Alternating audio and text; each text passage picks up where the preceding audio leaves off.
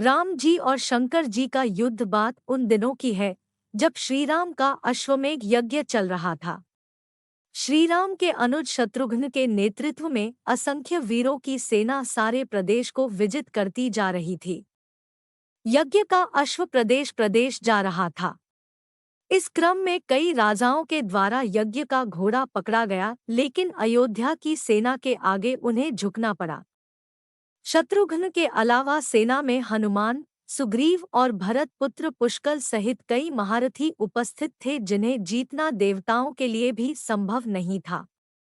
कई जगह भ्रमण करने के बाद यज्ञ का घोड़ा देवपुर पहुंचा, जहां राजा वीरमणि का राज्य था। राजा वीरमणि अति धर्मनिष्ठ तथा श्रीराम एवं महादेव के अनन्य भक्त थे। उनके दो पुत्र रुक्मांगद और शुभंगद वीरों में श्रेष्ठ थे। राजा वीरमणि के भाई वीरसिंह भी एक महारथी थे।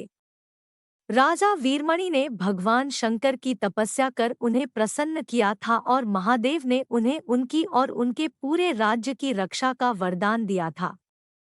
महादेव के द्वारा रक्षित होने के कारण कोई भी उनके राज्य पर आक्रमण करने का साहस नहीं करता था।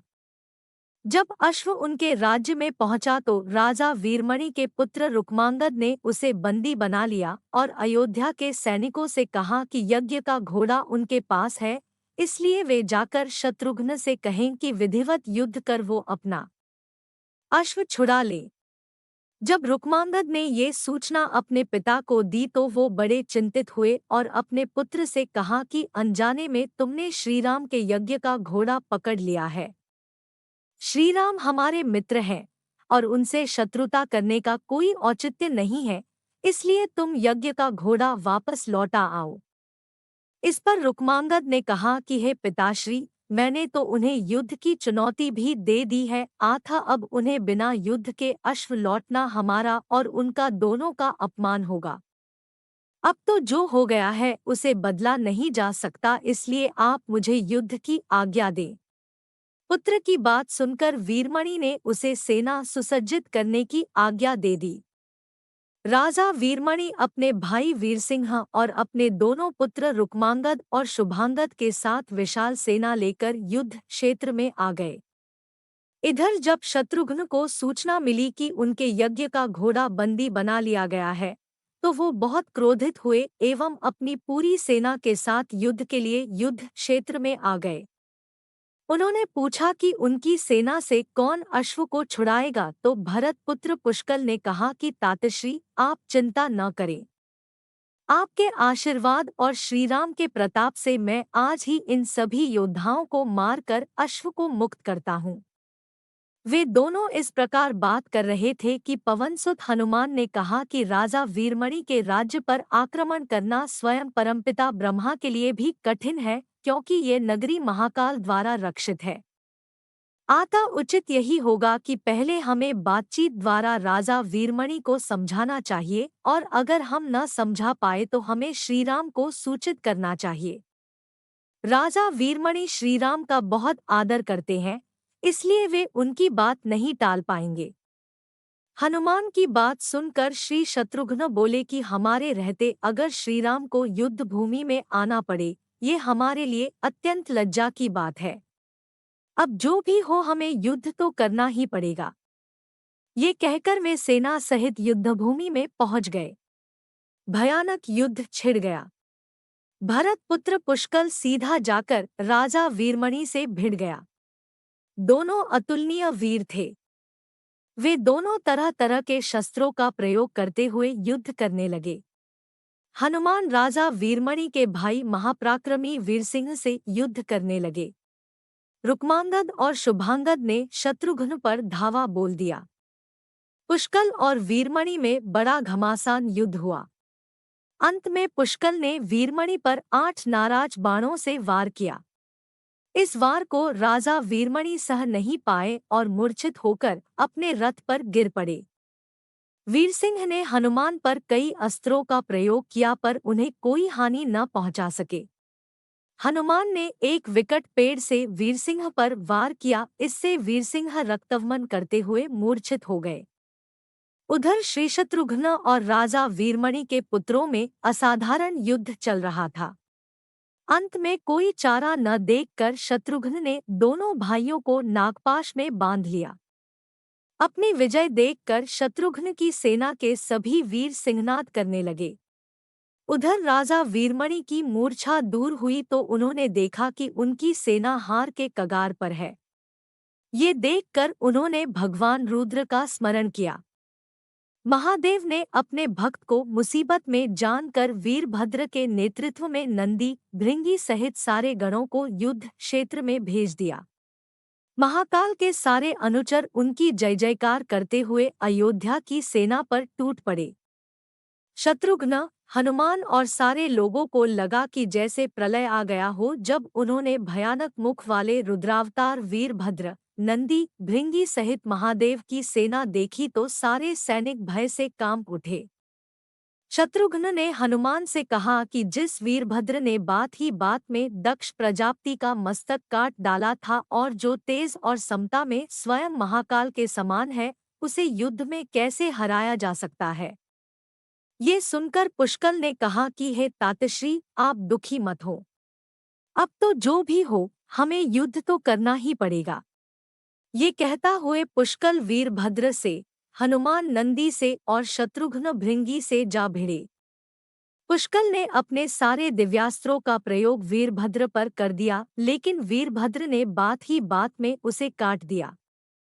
उन्होंने पुष्कल से कहा कि हे बालक, अभी तुम्हारी आयु मृत्यु को प्राप्त होने की नहीं हुई है, इसलिए युद्ध क्षेत्र से हट जाओ।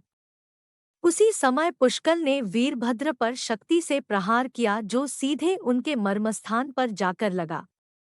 इसके बाद वीरभद्र ने क्रोध से थर्राते हुए एक त्रिशूल से पुष्कल का मस्तक काट लिया और भयानक सिंहनाद किया। उधर भृंगी आदि गणों ने शत्रुघ्न पर भयानक आक्रमण कर दिया। अंत में भृंगी ने महादेव के दिए पाश में शत्रुघ्न को बांध दिया। हनुमान अपनी पूरी शक्ति से नंदी से युद्ध कर रहे थे। उन दोनों ने ऐसा युद्ध किया जैसा पहले किसी ने नहीं किया था। दोनों श्रीराम के भक्त थे और महादेव के तेज से उत्पन्न हुए थे। काफी देर लड़ने के बाद कोई और उपाय न देखकर नंदी ने शिवास्त्र का प्रयोग कर हनुमान को पराभूत कर दिया। अयोध्या के सेना की हार देखकर राजा वीरमणि की सेना में जबरदस्त उत्साह आ गया और वे बाकी बचे सैनिकों पर टूट पड़े। ये देखकर हनुमान ने शत्रुघ्न से कहा कि मैंने आपसे पहले ही कहा था कि ये नगरी महाकाल द्वारा रक्षित है, लेकिन आपने मेरी बात नहीं मानी। अब इस संकट से बचाव का एक ही उपाय है कि हम सब श्रीराम को याद करें।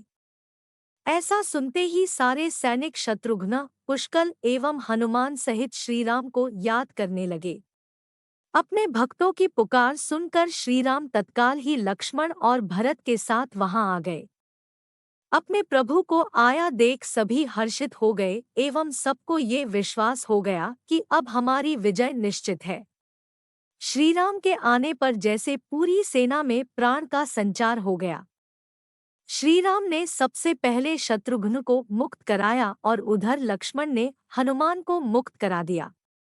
जब श्रीराम, लक्ष्मण और भरत ने देखा कि पुष्कल मृत्यु को प्राप्त हो चुके हैं, तो उन्हें बड़ा दुख हुआ। भरत तो शोक में मूर्छित हो गए। श्रीराम ने क्रोध में आकर वीरभद्र से कहा कि तुमने जिस प्रकार पुष्कल का वध किया है, उसी प्रकार अब अपने जीवन का भी अंत समझो। ऐसा कहते हुए श्रीराम ने सारी सेना के साथ शिवगणों पर धावा बोल दिया। जल्द ही उन्हें ये पता चल गया कि शिवगणों पर साधारण अस्त्र बेकार है, इसलिए उन्होंने महर्षि विश्वामित्र द्वारा प्रदान किए दिव्यास्त्रों से वीरभद्र और नंदी सहित सारी सेना को विदीर्ण कर दिया। श्रीराम के प्रताप से पार न पाते हुए सारे गणों ने एक स्वर में महादेव का आह्वान करना शुरू कर दिया। जब महादेव ने देखा कि उनकी सेना बड़े कष्ट में है, तो वे स्वयं युद्ध क्षेत्र में प्रकट हुए। इस अद्भुत दृश्य को देखने के लिए परमपिता ब्रह्मा सहित सारे देवता आकाश में स्थित हो गए। जब महाकाल ने युद्ध क्षेत्र में प्रवेश किया तो उनके तेज से श्रीराम की सारी सेना मूर्छित हो गई। जब श्रीराम ने देखा कि स्वयं महादेव रणक्षेत्र में आए हैं, तो उन्होंने शस्त्र का त्याग कर भगवान रुद्र को दंडवत प्रणाम किया एवं उनकी स्तुति की। उन्होंने महाकाल की स्तुति करते हुए कहा कि हे सारे ब्रह्मांड के स्वामी, आपके ही प्रताप से मैंने महापराक्रमी रावण का वध किया। आप स्वयं ज्योतिर्लिंग में रामेश्वरम में पधारे। हमारा जो भी बल है वो भी आपके आशीर्वाद के फलस्वरूप ही है। ये जो अश्वमेघ यज्ञ मैंने किया है वो भी आपकी ही इच्छा से ही हो रहा है, इसलिए हम पर कृपा करें और इस युद्ध का अंत करें। ये सुनकर भगवान रुद्र बोले कि हे राम, आप स्वयं विष्णु के दूसरे रूप हैं, मेरी आपसे युद्ध करने की कोई इच्छा नहीं है। फिर भी चूंकि मैंने अपने भक्त वीरमणि को उसकी रक्षा का वरदान दिया है, इसलिए मैं इस युद्ध से पीछे नहीं हट सकता। आत्म संकोच छोड़कर आप युद्ध करें। श्री राम ने इसे महाकाल की आज्ञा मानकर युद्ध करना शुरू किया।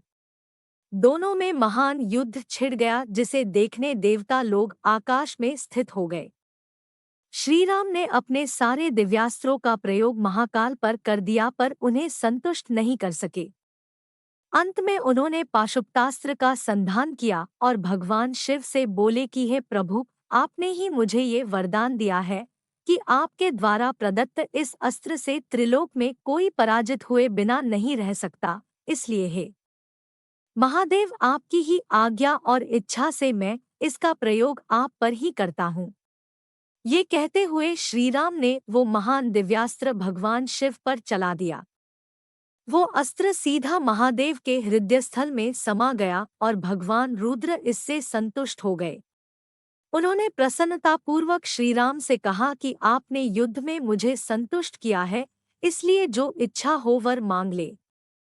इस पर श्रीराम ने कहा कि हे भगवान, यहाँ इस युद्ध क्षेत्र में भ्राता भरत के पुत्र पुष्कल के साथ असंख्य योद्धा वीरगति को प्राप्त हो गए हैं, उन्हें कृपया जीवन दान दीजिए।